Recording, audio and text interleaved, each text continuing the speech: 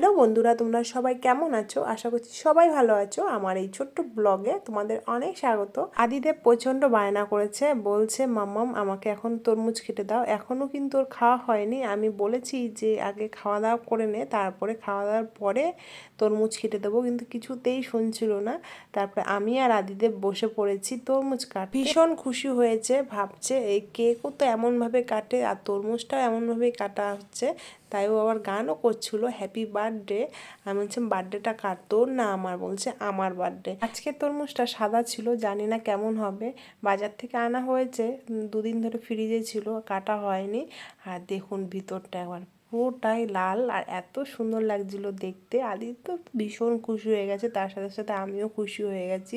এখন কিছুটা খাবো আর পরে বৈকালবেলাতে দাদা আসলে তখন কিছুটা কাটা হবে। এখন যদি এক থালা ভাত মাখিয়ে আনি তখন কিন্তু আর ভাতটা খাবে না, বলবে আমি আগে তরমুজটা খাবো। তরমুজটা ওকে দেওয়া হবে, কিন্তু কিছুক্ষণ পরে একটুখানি খুঁটে খাবে, তারপরে পুরোটাই ফেলে দেবে, বলবে আমি আর খাবো। গরমকালে তরমুজ খাওয়া কিন্তু অনেক ভালো, কারণ তরমুজে প্রচুর পরিমাণে জল থাকে। সত্যি তরমুজটা এতটাই মিষ্টি ছিল, কি বলবো, দারুণ মিষ্টি ছিল। এই সাদা তরমুজ যে এতটা মিষ্টি হবে। আদিদেব এখন প্রচণ্ড বদমাইশি করে, শুধু ওর খেলা একটাই জিনিস, সেটা হচ্ছে জল। এত জল ঘাটতে ভালোবাসে, কি বলবো। কালকে আমার হাতে মারও খেয়েছে এর জন্য।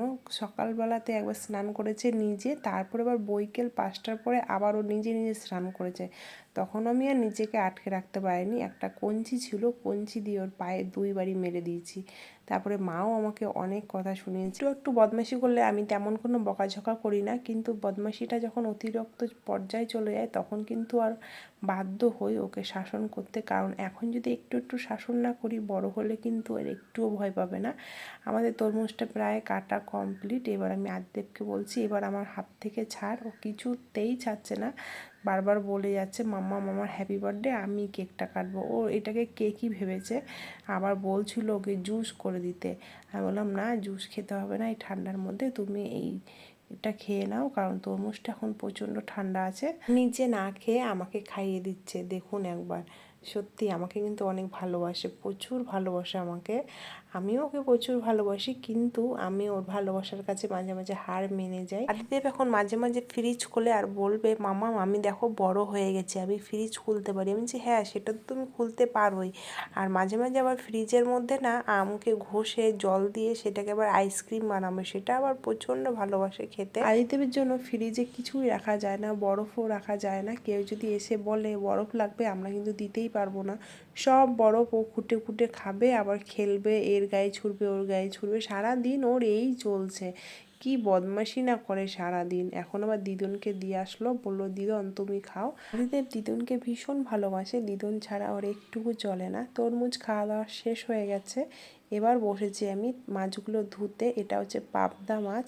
মাছগুলো কেটে আনা হয়েছে বাজার থেকে, কিন্তু একটুখানি লবণ দিয়ে না ধুলে মাছের গায়ে যে গন্ধটা থাকে সেটা যায় না, তাই আমি লবণ দিয়ে অনেকক্ষণ মাখিয়ে রেখেছিলাম। আর এই মাছটা হচ্ছে সব থেকে বড়ো মাছ, বেশি বড়ো মাছ ছিল বলে মাছটাকে কাটা হয়ে গেছে। আর প্রচণ্ড পিছলে এই মাছগুলো ধরতে একদম এতটাই স্লিপ লাগছিলো, কি বলবো। আর এই মাছটা কিন্তু দেখতে কিন্তু খুব সুন্দর লাগছিলো।